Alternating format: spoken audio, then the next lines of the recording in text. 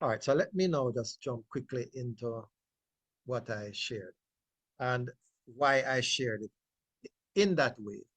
It was not meant to create um, panic with anyone when I shared that I'm looking for the exact word that I used, and I share how it came about with you.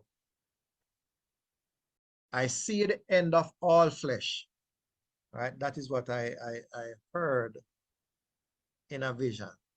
And I'm going to tell you how what the vision was, right? Entailed.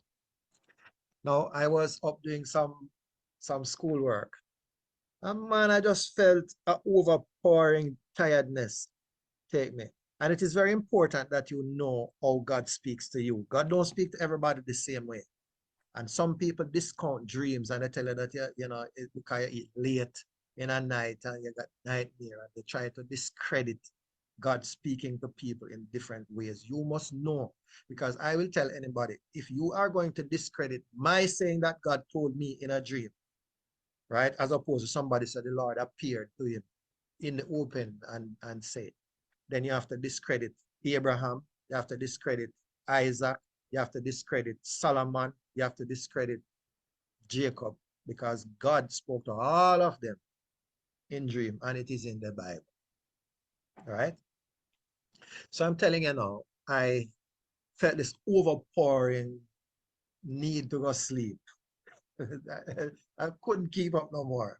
I was all right, Lord, I'm going to lay down. I can't come here push forget what they have to get done in it. And I said, push, couldn't manage it. Anyway, but I lay down. And when I went to lay down, I went off in a sleep. And I found myself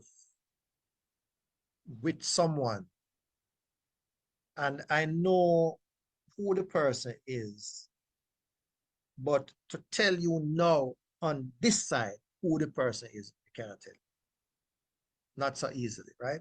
So I was with this person, and we entered a building, and as we entered the building, I saw somebody, known backslider, right? Known to me, backslider.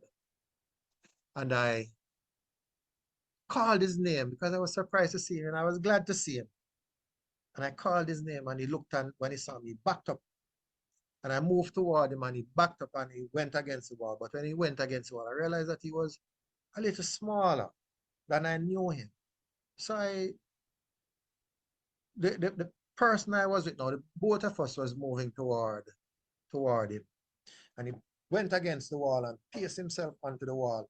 And I was wondering, I said, I wonder if it's him, or maybe he had a son that really resembles him. And I'm looking, and you know, the person I was with reached out his hand to him, and he just took off down the passage. And when he took off running to his right, our left, we went after him. And the person who I was with was a little ahead of me and reaching out his hand while he was running, reaching after this person, right? And I realized that a lot of the persons who were in that building were dressed the same way. And I commented to the person who I was running. I said, you notice how all the persons in here dressed the same way? And the person didn't respond. He just kept reaching out after the person and running him down. And he turned in a through a door, and he went in the door behind him. And when I got to the doorway, I stopped, because when I looked, I couldn't see exactly where they had gone. I had a feeling that they had gone straight ahead, but I wasn't sure. So I now turned back to go outside, and I was starting to make my way to head back outside, right? So I'll tell you what I understand each part of the dream to mean.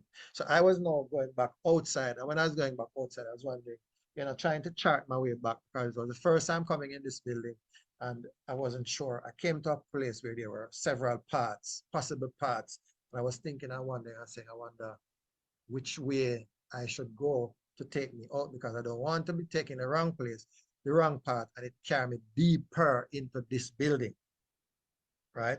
So anyway, when I started walking, I found myself outside, But now I am outside again. I am with somebody, but this person now seemed to be my son, Michael.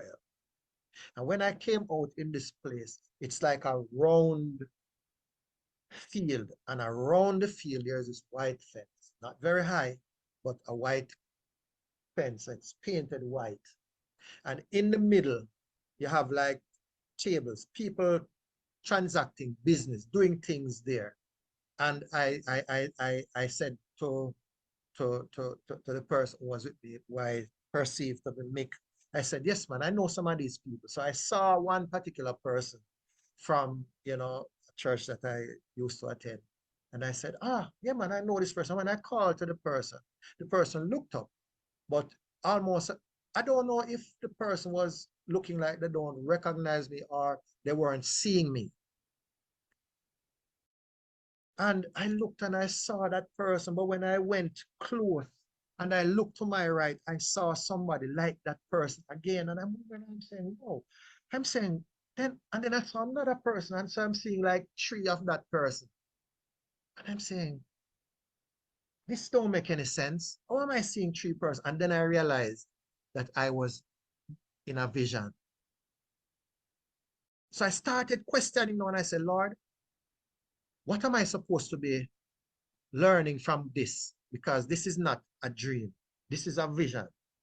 What am I supposed to be paying attention to? What am I supposed to be learning? What is the message you're conveying here? So I started looking around and I started seeing more people. And I saw another person from the same church that I used to attend. And I look at that person and I noticed that a lot of the other persons now, their backs were to me, right? But all of us in this area that is bounded in by the wall. And I was looking around now because I'm starting to ask God, what does it mean? So I'm looking for anything that would stand out, like I'm I'm recognizing numbers, colors, anything at all. Because I realize that it's not an ordinary dream. I'm in a vision. And I'm asking, I'm saying, Lord, what are you saying to me? What is being conveyed here? What am I supposed to be understanding from all of this? So I'm looking around, and when I'm looking around, I was turning around and looking around at everything, looking up to see anything that would give me a clue of meaning. I realized that the people were multiplying. People were just multiplying, multiplying. But as they were multiplying, they were filling up the space, and we were being pushed back. So I had to be moving back, and people were just filling up until we were almost against the wall now. And I realized, I said, but Nick might get squashed. So I reached in and I grabbed him and I lifted him up. So I'm right now against the wall, pressed against the wall, and I lift him up so that he wouldn't be crushed because there is no more space and people are just expanding and multiplying. And then all of a sudden, I heard the voice say, I see the end of all flesh. Loud, right? I see the end of all flesh. And I looked up and I shouted it also. I repeated it same time. I see the end of all flesh, said the Lord. I see the end of all flesh, said the Lord. And I kept repeating that. And then the next thing I knew, poof, I was out at the front of the building again. And out there, I was with somebody who had carried me there, right? And pretty much from there, I was just considering what I had heard. And then I woke up. And as I considered it, I said, boy, I don't want to forget this. So I just typed up. And you can see the time that all of this took place pretty much. I sent it out from about 1:55 by my AM, by my phone, right? The time on my phone. And it was about that time, right? And I sent it out so I wouldn't forget. And when I considered it, I understand that it was showing me that that backslider God has been reaching out to him, running him down, but he has been running. And I'm going to reach out to him and let him know that, look here, I saw God reaching out to you when you keep running. You better stop run. You better stop run because you're running out of road. Right? Now, the other part of the dream, what do I understand from that? As I considered it, I the, how I understand it at this time, because I still pray about it, if I missed and I'm misunderstanding something, it seemed as if what I was seeing is the space of time allotted to man, right? Or the time allotted where the church is concerned, because it is not a finite number of people, infinite number of people who will be saved. It's determined how many persons will be in the elect. And what I saw, I believe, is the multiplication of people over the years. So you would see preacher from, let's say, some church come and gone, and then another preacher take over from there, and another preacher. So you see the replication of people in different offices, right? So that's why I would maybe was see 3, 4 of each of certain different people. So one singer come on the scene and they can sing and they gone, another one take their place. So I was seeing that multiplication, right? That expansion, that they were just multiplying until the space was full, meaning that the time given just about done, no more space. And what it told me is that I am at the back.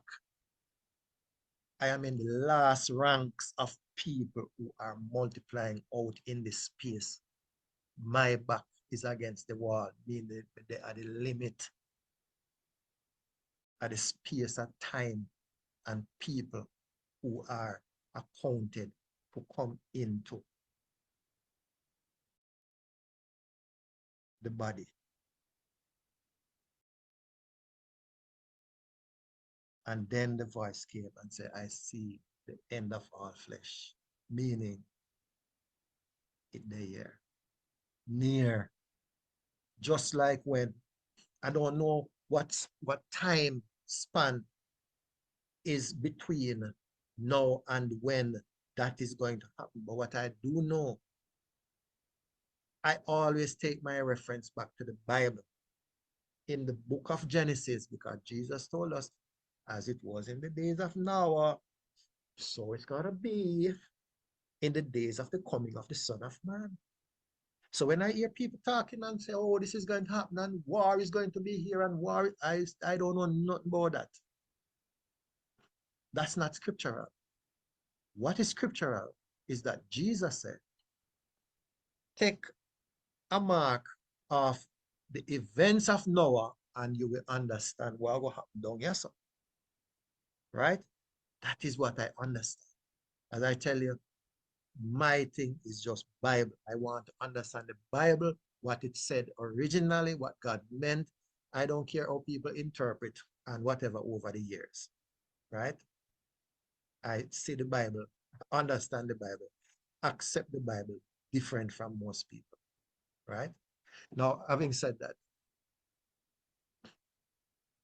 so the Bible says, as it was in the days of Noah. So with Noah, the Bible says that it came to a point where God said, the days of man is 120 years, right? Which I've taught already from early in Genesis. So you need to go back, revisit all of these things, right? And then he gave Noah, 20 years later, he gave Noah a task to build the ark. And the ark took Noah 100 years. So from when God said in 120 years, the life of man is going to be 120 years, right? To when the destruction of the flood came was exactly 120. 20 years after he made that decision, He commissioned Noah to build the ark. It took Noah 100 years to build the ark. 100 plus the 20 before, that's 120 years. Just as he said, at the end of 120 years, he sent the rain. The world was destroyed. So I believe that there is a point in our time where God is going to decide that enough is enough. I'm going to destroy them at that time down there. What that time is, I don't know. I don't know. As I said, all I know is what I heard, and what I heard is what I share with you. I'm not adding to it and not taking away from it. Right? And based on what I saw, my understanding is that the time that was there for the church to be filled up is about done now. And I am at the back. Right? I am at the back. That means beyond us, me not see nobody. Or if there's anybody there, may just be one generation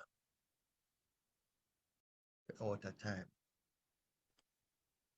Significance of this, about 35 years ago, and maybe not 35 years ago, but a heap of years ago, I saw myself again, right, in a space that I understood to be time, in a building, and it had a beginning where you enter and an exit where you leave the building.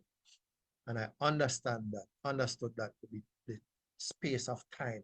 And in that space, there was a line of people. I was in the line. So I was on this side looking at myself over that side. It's hard to explain, right? But I was there in a line of people.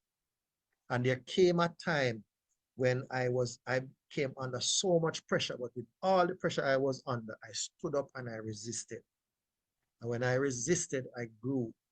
And when I grew, I was able to look and I was able to see from way down at the almost at the beginning of the line. And when I looked at the other side to see the end of the line, there wasn't many people after me in the line going back out to exit the building of time back into eternity. And here I am today, maybe some 20 years later. And this is what I come see again. I am at the back. And why I say if there's any beyond me is only one, is because when I was looking around, what am I supposed to be understanding? What am I supposed to be gaining from this? There were about 5 people sitting in chairs right against the wall behind. 5. You know what 5 mean? Grace. 5 people, you know. I saw the dome. I'm telling you, that's why I knew it wasn't just an ordinary dream. Because I was aware. So I started looking down and saying, God, what information are you giving me? What information? Why did you bring me here? Tell me. Why am I here? What am I supposed to be learning? And I saw the people against the wall.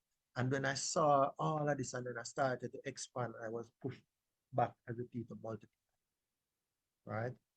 Again, I'm saying to you people, please, please, let us, let us, let us make our calling and election sure.